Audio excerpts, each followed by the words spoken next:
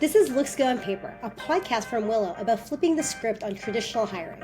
I'm Ian Chohan, and every episode I put big voices in hiring and work culture through 3 quick-fire questions, speed dating style, to get the habits, trends, and ideas that matter. Hi, everyone, and welcome to this week's edition of the Looks Good on Paper podcast powered by Willow. It's really exciting to have Hamza Khan here. He is, okay, what doesn't he do? Let's just preface with that. He's a keynote speaker, a best-selling author, and a leadership researcher whose work focuses on how leaders actually behave under pressure. He's also the co-founder of SkillsCamp, the author of the Burnout Guide in Leadership, Reinvented, and his TEDx talk, Stop Managing, Start Leading, has been viewed millions of times. Oh my goodness, Hamza. What, like, honestly, like, who are you? You're amazing. Thank you so much for being here today. And please, did I miss anything of your illustrious career? No, man, Anita, that was so generous. Off the dome, from the heart. I felt that, my friend. It was just special to be seen in that way by you, somebody who I've been orbiting for 10 years. And while we were in the virtual green room, I described you as a rock star. And so I'm a little bit or very much in awe right now. But I will sort of pick on one thing that you shared at the beginning, which is like, what doesn't he do? And I have a very succinct answer for you. I don't do my taxes on time. Me too. Okay. Oh my goodness. I So thought I was the Jason, only one. Jason, if you're watching this, my man, I'm so sorry. There's 87 emails I got to get through right after this, and the 13 that you sent me this morning before I had my first sip of coffee, I will get to, and the taxes will be completed. But there's deep-seated reasons why the taxes get continuously pushed, and we'll save that for our Patreon episode. I mean, you've been doing so much. Since I've known Yes, you, thank you. you've done so many different things. I've seen you in many different industries, but I feel like you really landed somewhere with what you're doing right now. I would love to hear kind of like, how did you get here? That's an excellent question, and I'm going to challenge myself to be as concise as possible. I would say that my journey is a result of me search that has morphed into research. You got to pick the program that will affect the trajectory for the rest of your life. And here I was riding scooters, playing Yu-Gi-Oh, remaking G Unit and Backstreet Boys music videos with my boys. And I just felt like it was a jarring turn of events. And I have since been asking the question, like, why did I have to stop playing? Why did I have to stop creating? Why did I have to stop hanging out with my friends? And so when you unpack and unravel capitalism, you find at its core the assumption that humans are motivated by greed and fear, and that is only partially true. I would say that our primary motivation is love, is care, is hope, relationality, so on and so forth. I'm working on showing up as I am. I experienced abuse at the hands of a toxic manager Oh, I'm so that sorry. resulted in my catastrophic burnout. And I burned out as a highly productive, highly engaged, award winning, the way you described me in that bio. And I couldn't understand for the life of me why I lost my fire. And so I started journaling. And that research, that me search, gradually morphed into research. And asking why I burned out, I stumbled on the early signals that burnout was a bigger problem than people losing their fire in the workplace. We were talking about some structural challenges with the way people are hired, with the way people are retained, with the way they're engaged, skilled or not skilled, so on and so forth. And that led to the domain that I'm in right now, which is leadership and understanding the current state of leadership, the future of leadership. And I feel myself now morphing and evolving to ask the bigger question: what are the system level conditions that would result in leaders weaponizing greed and fear that produce burnout downstream? That's how I got here, by asking the question, why did I lose the fire? Yeah. Yeah. And I think this is becoming more relevant than ever. I think that a lot of us are being tasked in house with more things to do with fewer resources. We're Mm-hmm. hearing about layoffs all the time. We do Mm-hmm. wonder in this space as well, like, how do we make sure that the people that we hire have the best experience, but we don't provide them with the best experience from the beginning, from the Right. hiring all the way down. And now you're looking at the systemic parts Yes, of it. you have And to. You must, right? How do we actually help our employees or our hires actually succeed? And how do we support the leaders that we're bringing into our companies, right? You know? I mean, this is the conversation that I wish, honestly, was what that people were having, 15 years ago, 20 years ago. And I think that like the level of consciousness being raised by yourself, by your colleagues at Willow, by our dialogue over here is going to result in a materially better work experience for people. I truly believe that. So I No. think one of the biggest things that we do talk about and something that, Willow is very conscious of as well within, the product that's being built is, how to use things like AI thoughtfully and consciously. And I think that it's always been so interesting now talking to so many people in this role where they're like AI is good and bad, and we're being pushed forward to these questions or these ideas, I think, Yes, because of what's happening in the totally. world and how AI is entering in. So I'm interested to see in how this like how this rolls out, and I'm really kind of excited for kind of the changing of the guard and a different perspective on how we're supposed to work. I'm gonna jump right into the first question. All of it, all of it. So, you know the drill, 3 Hmm. questions, Hmm. rapid fire, speed dating style, and then 1 wild card. So we're gonna jump right in. So Number excited. 1, what's the biggest hiring mistake companies keep making even though it's clearly not working? What is the biggest hiring mistake that companies still make, even though it's clearly not working? Okay, I'm so Mhm. glad you asked this question. So I'm just going to give you the answer that's coming from my heart.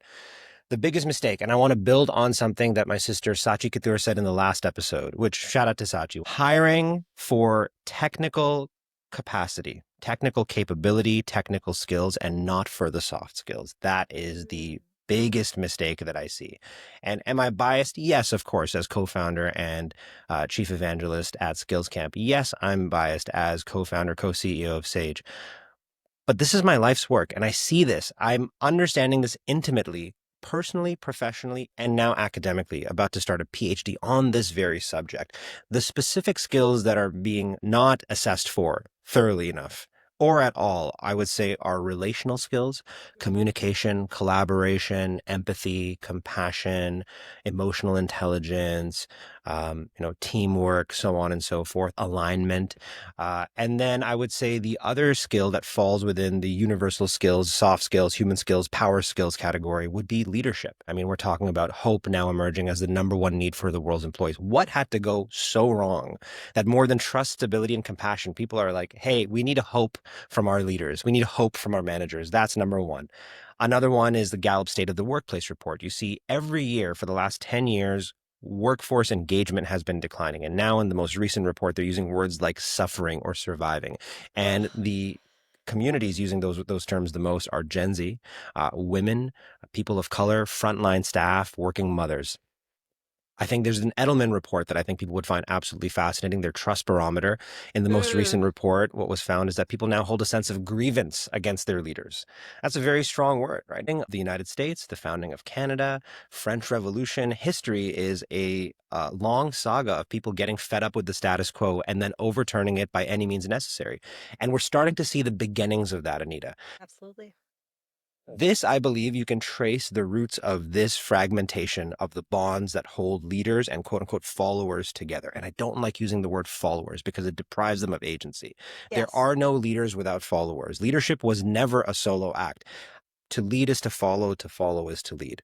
But unfortunately, the bonds that hold these people together are being severed and broken because we are not looking for those skills during the hiring process. We're not asking, we're not assessing for whether somebody is an effective relational communicator. Somebody can hold space for others. Somebody can be artful in a one-on-one. Somebody has the presence of mind to ask, like you did when we opened the green room conversation, like, how are you really doing? Not how are you doing, but like, how is your heart?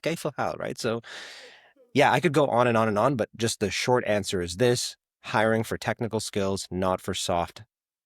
Absolutely. I totally agree. And I think, just this idea that we're seeing also this heightened kind of like a reverence for different degrees that are non-technical as well, because it Hmm. comes part and parcel to a level of critical thinking, or the ability to be relational in the way that you're talking about, communicate Yes. well, have a basis of that. And I think the leaders that start understanding that and building that into their hiring practices, or understand how to bring that to the forefront, or understand how to screen for those softer skills, or as we will like to call skills-based hiring, it will Yes. actually downstream, it'll pay dividends for your company, and you will actually retain those people that you brought in. Totally, Anita. I get that. I get that. Like a position that you would hire at Willow that I would hire at Sage, product manager, right? We need this product manager to do a very specific technical thing. And so my hope is that like this product manager would be as AI assisted as humanly possible. And that would free up their time, as paradoxical as it sounds, to be more human, to engage in the human soft and operationalize the power skills. In addition to the technical skills, I want to be able to assess for, do they have a growth mindset? Do they care about their craft? Do they care about improving their technical skills? Do they care about staying abreast of industry trends, or are they just here for a paycheck? Very recently, at Skills Camp, we hired a learning designer and it didn't work out. The team looked at each other like, how did we miss this? Like, Yeah. how did we get this wrong? And then we all said the same thing. He interviewed well. We got a little lazy. We just Mhm. checked for the technical skills, right? We fell into the same trap. What else could we have done? There's so much more that we could have done, but this was a wake up call for us, because if this problem is happening at a company that trains on power skills and leadership development, God help every other organization. That's so true. They'll just slip right through. Oh And God. thank you so much for sharing that. I think it's like so important for people to hear the misses, right? I was going to actually even say to what you're saying, like, I don't even know what the best way to screen for those things are, right? Early on with Willow, we know like we use that for a screening tool to actually check like, more of those soft skills, those skills that we know, like communication, can they write? And you have to show up in that moment in that. So you can't necessarily draw upon other people or use AI in that moment. So I Right. think being present and being able to answer those questions might be the best way in having a conversation, or using video interviewing tools or something like that. Yes. Yes. But we do get a lot of pushback, and we do hear all sides of things where it's like, some people don't do well on testing or assessments. And we recognize all of those things. And I think that one thing that I've seen, like now 3 seasons into this podcast, is that a lot of people are just like, allow people to choose their own speed, but maybe a mix would be good of being Yeah. able Yeah. to, like, you need that CV. We'll get into that in another question soon, but Yeah. you do need that kind of thing to build around, and then from there be able to screen for those softer skills. And I don't think there's a perfect way to do it yet. To your question, you're like, Yeah. I don't know how to do it. Yeah, how can we It do it? must be more Yeah, dynamic, that's for sure, right? yeah. And I got lazy with my AI company, and everybody defaulted to, as Sachi was alluding to in the last episode, hiring somebody that they worked with in the past. And there were some cultural challenges that played out very early in the development of this company. Like, how did this happen? Like, and of course, because people are defaulting to the ways of working that brought success in the past. Yes, Human absolutely. beings are not incredibly lazy, but we're just equilibrium seeking creatures. We don't Yes, like change. We want change. Sorry, we like the outcome of change. We hate the process of the change. process of it. It's hard. It makes us be uncomfortable, and we don't like being uncomfortable, right? So Exactly. it's a Exactly. challenge. But Exactly. And so what you're doing yeah, over here, I think, is brilliant, because you are encouraging leaders at every level to pause, to not react by hiring the person that they know can do the job based on a previous context, not default to hiring and bringing on somebody that will skip all of their rational checks because they have, implicit assumptions about who is a good fit for an organization. hold on to those. And That's our next question. okay, yeah, yeah. Do Let you me stop over here. Let's transition. This is let's good. jump right into Sure, that. sure. It's a good Let's do segue. it. Amazing segue. So, question number two: what's a hidden bias like companies Uh, unknowingly have, even when they think they're being progressive in their hiring, Hamza? Ooh, okay. This is the time. This is the time. Millions of years of evolution have hard coded these three traits into every human being. They exist at a subclinical level: narcissism, Machiavellianism, and psychopathy. These are not inherently evil, they are defense mechanisms against resource loss. But how do you screen for that? How do you screen if somebody is a narcissist, somebody is Machiavellian, somebody's a psychopath? Let me tell you this. I used to work for when it was called Ryerson University, now TMU. The time that I joined, they had won the EDI and Belonging Award 5 years in a row. So, like, this is an organization that in Canada was like, hey, we have it. Like, we are able to understand the nuances of people in the workplace who contribute positively to a culture. We're attracting the best talent, so on and so forth. They hired this person, who was my boss, full-blown dark triad leader, and not only entered the organization, was celebrated and rose through the ranks, and Whoa. was able to live a dual life, was able to go on stage and say one thing, but behind closed doors behave in a very different way. The challenge with the dark triad is that it presents in an interview setting as positive traits. Yes. Narcissism, that appears to be confidence. When it comes to Machiavellianism, that is the ability to strategize for personal gain at the expense of mutual gain. Hmm. How does that appear in an interview setting? Strategic thinking. Oh, they're fast on their feet. They're able to think and create connections between seemingly disparate parts. They're creative. And in an interview setting, it looks great. But when you actually play it out in the workforce, and now this person is scheming on how to consolidate departments and Yeah. get rid of people, and I've heard this exact phrase come from this boss: let's give this person rope to hang themselves. I'm like, what the? I've had a CEO say that as well. And there are all of these traits. He said to all of us, he Yeah. said, you all have the same amount of rope. You just Oh choose my how long you want to God. hang yourself from it. And he said that to each and every one of us. And it's so funny because as you were saying these, I was like, I know I had this leader. I had this exact leader. And it's so interesting because very much everybody sees him now for who he is in the tech world in Canada, but they still allow it. And it's funny that you see like these traits in people and we keep allowing or don't know how to get past it, maybe. Oh man. I'm so sorry that you experienced that. That is just traumatizing on so many levels. When you string together strategic thinking, storytelling, and confidence, you have people that are so perfectly optimized for interviews. Then they get in and then they wreak havoc in the organization. That is the thing that I wish companies were able to elevate and detect ASAP. Yes, absolutely. I mean, there are some fun things in the works that are coming up Okay. product-wise the Okay. next All right. year, which I'll share with you after, and all the listeners will hear about soon. Um, so moving on to question number 3. If you were to suddenly remove CVs from your current hiring process, what would that look like? Ooh, that's a good one. So right now, the way hiring decisions, or traditionally how hiring decisions have been made at my companies, they've been made in a very centralized way where one person was responsible for making the decision. Did they consult others? Yes, but ultimately one person was responsible. I think that if we just change the leadership structure around hiring and we made it more decentralized, but not even decentralized, actually distributed, I think that everybody in the organization has to sign off on this. Because when you What? bring a person into the organization, they're not just joining the team. And then because they're a new team, every other team relationally that's connected becomes a new team and it becomes a new organization. So I would have this decision be made slow and fast, as paradoxical as it sounds. The second thing is that we have to talk to references. This is a thing that gets skipped so many times. I am the worst offender of this. I get Oh the yeah. references and I'm like, I just Google the person. I like go on LinkedIn. I'm like, yeah, this person is a real person. If I really wanted to ask, I could ask, and I never do it. You I never wish do. I did it this time around. And I should do the level of reference that I got from actually Western University. They reached out to ask me about a good friend of mine, Kareem. And it was an hour-long conversation. Wow. And they kept on pressing me. They were like, hey, you're giving very flowery answers. Like, we really help us. Like, he's going to get the job, but like help us understand how to work better with him. Better.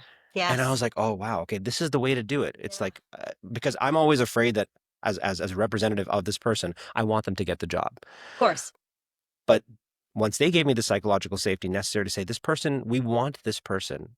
But beyond wanting this person, we want to know how this person can succeed here. The Yeah. conversation immediately changed. I Absolutely. think you gave a perfect example, which is like, you have them on a video chat, where you can see them think in real time, and you sort of remove the ability to maybe be AI assisted in a way that dazzles in the interview, and you allow for that sort of messy process of unraveling an answer and changing their thinking on the fly. And then I would build into the hiring process, if at all possible, some sort of shadowing where they can just spend a day with you. Hmm. And I think a lot of that can come together in the shadowing, whether they're shadowing a person, a project, or a process. We have one more wildcard question. Okay. How can we increase confidence and trust when it comes to hiring in this new age? And I'd love to hear how do you see trust being, increased in an age of AI, or just as, you talked a lot about the shifting nature of our workplaces. How are we building trust and confidence in hiring? Ooh, how are we building trust and confidence in hiring? Okay, so let me sort of like break this apart. So let's look at the two things that you've laid out here, confidence and trust. And I think that like they're one in the same. If I'm thinking about like the people that I work with, I want to have confidence in their ability to achieve work that is good and aligned. I think AI as a force multiplier has given every employee the potential to become exceedingly productive, efficient, to just become high performers.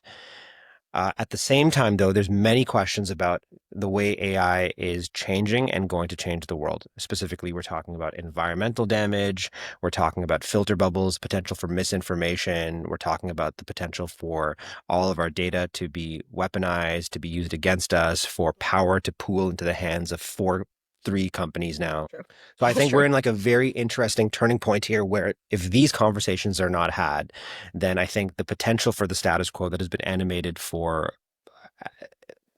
how far do you want to go? We're going to see people use AI in ways that are just going to be frustrating from a hiring perspective. I know this because, like I shared in the example from the one that we're dealing with at SkillsCamp, the aftermath of, it is now clear to me that we didn't do a thorough enough job to assess for whether or not this person was AI assisted in the interview process.